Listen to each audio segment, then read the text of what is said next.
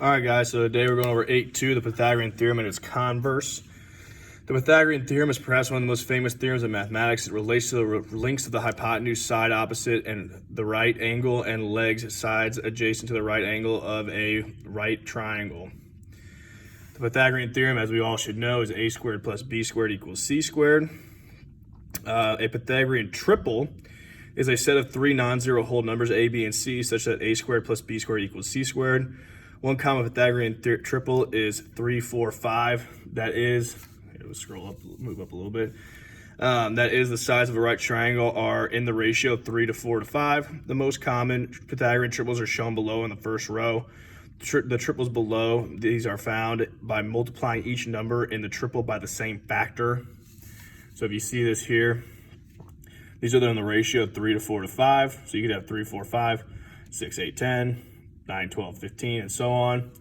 Same thing with this one's 5 to 12 to 13. Then you've got some other factors to it where they multiplied them by 2, multiplied them by 3. 8, 15, 17, same thing, multiplying them by 2, then 3. And then the last famous one or common one is 7, 24, 25. And again, they're just multiplying them out, and those are the ratios as well. If the measures of the sides of any right triangle are not whole numbers, the measures do not form a Pythagorean triple. So in the sum, if the sum of the squares of the lengths of the shortest sides of a triangle are equal to the square of the length of the longest side of the triangle is a right triangle. So if a squared plus b squared equals c squared, then triangle ABC is a right triangle. Inequality theorems. If the square of the length of the longest side of a triangle is less than the sum of the squares of the lengths of the other sides, then the triangle is an acute triangle. So if c squared is less than a squared plus b squared, it's acute. An obtuse right triangle. If the square of the length of the longest sides of a triangle is greater than the sum of the squares of the lengths of the other two sides, then the triangle is an obtuse triangle. So if c squared is greater than a squared plus b squared, then ABC is obtuse. So let's get to some examples here. Okay, so finding x. Traditionally, and I'm going to do them a couple different ways, but we're using the Pythagorean theorem, okay? You have 5 and 13 here. If I were to go back to this page where I've got my triples, 5 and 13 are right here. So I know x is going to end up being 12 because of my Pythagorean triple. So it's like a shortcut using the Pythagorean theorem. So x should equal 12 here. If I did the Pythagorean theorem, it would be x squared plus 5 squared equals 13 squared. So this is me just double checking it. So x squared plus 25 would equal 169. Subtract 25. So x squared is going to equal 144. I square root both sides, so x equals 12 that way as well. Okay, or I can use my Pythagorean triple, and I got it. Okay? So number 2, I've got 8 and 12. If I go look at my sheet back here, okay, I don't have an 8 and a 12 on any of the top rows, okay? I don't have any 8 and 12s in the middle row, and the same thing with the bottom. I don't have any in the bottom row. So, but, just for good measure, hypothetically, if I were to divide all of these in half, I would have 6 and 4. Or 3 and 2, and again, just to see it doesn't match up, so I have to use the Pythagorean theorem. Okay, so the Pythagorean theorem, I'm going to have 8 squared plus 12 squared will equal x squared. 8 squared is 64, 12 squared is 144, equals x squared. So that is the square root of 208. I didn't need to write that yet, equals x squared. 64 plus 144 is 208. Then I would square root. So x is going to equal 14.4. All right, and now I've got 4 and then 16 is the hypotenuse, still trying to find x. I can go back and check my sheet here. If I have any that are 4 and 16, I do not. Okay, so I can just do the Pythagorean theorem if my cheat sheet doesn't help me out too quickly. So I've got x squared plus 4 squared equals 16 squared. X squared plus 16 would equal 256. Subtract 16 from both sides. So x squared equals 240.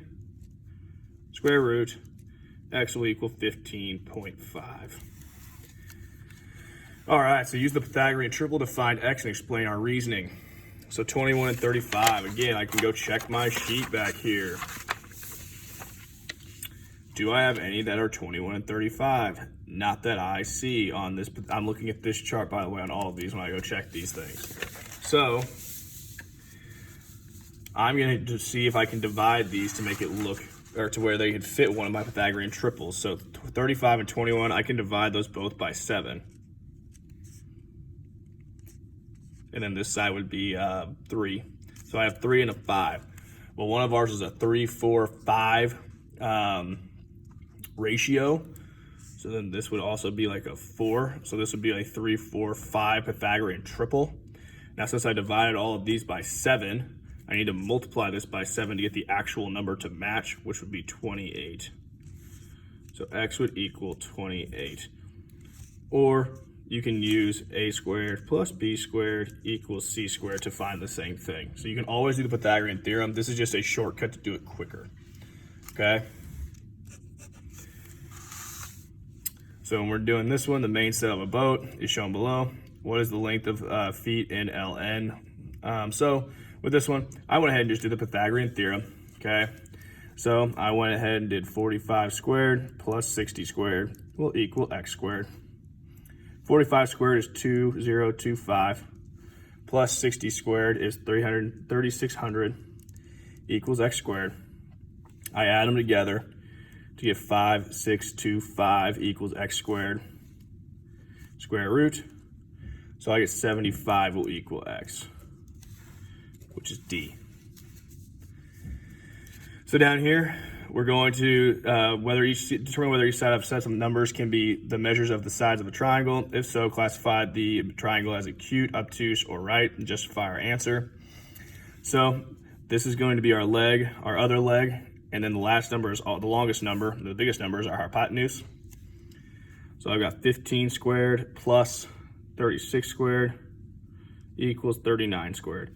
And we're literally just seeing if when we do these things, if they are equal, it's going to be just a right triangle. If this side is less than the c squared, it's going to be acute. And if c squared is bigger, it'll be obtuse. Okay? So 15 squared is 225.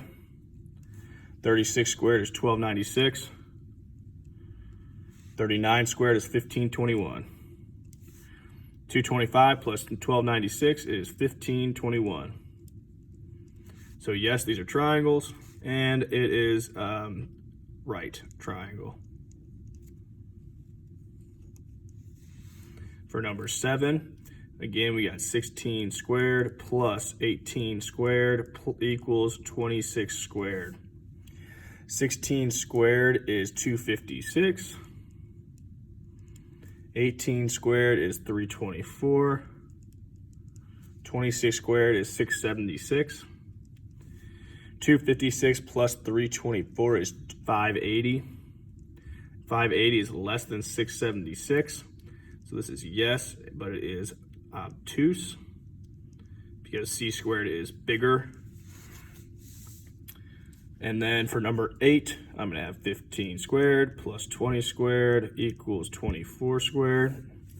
15 squared is 225. Plus 400, or 20 squared is 400, equals 24 squared is 576. So then I'll have 625 is greater than 576. So my a squared plus b squared is bigger. So this is yes, acute. And then my last one, I've got 2 square root 3 squared, the whole thing is squared, plus 4 square root 2 squared plus 3 square root 5 squared. I'm not plus, equals 3 square root 5 squared. 2 square root 3 squared is going to be 4 times 3, which is 12. Because when we square this number, the square root of 3, it's just 3. square root, squared, just cancels the square root, and then we have 2 squared, which is 4, so 4 times 3. So then we got 4 squared is 16. The square root squared just cancels them out, so I'll 16 times 2, which is 32, equals 2 times, or squared, 3 squared is 9, times 5 is 45. 12 plus 32 is 44, which is less than 45. So this is going to be obtuse because c squared is the biggest.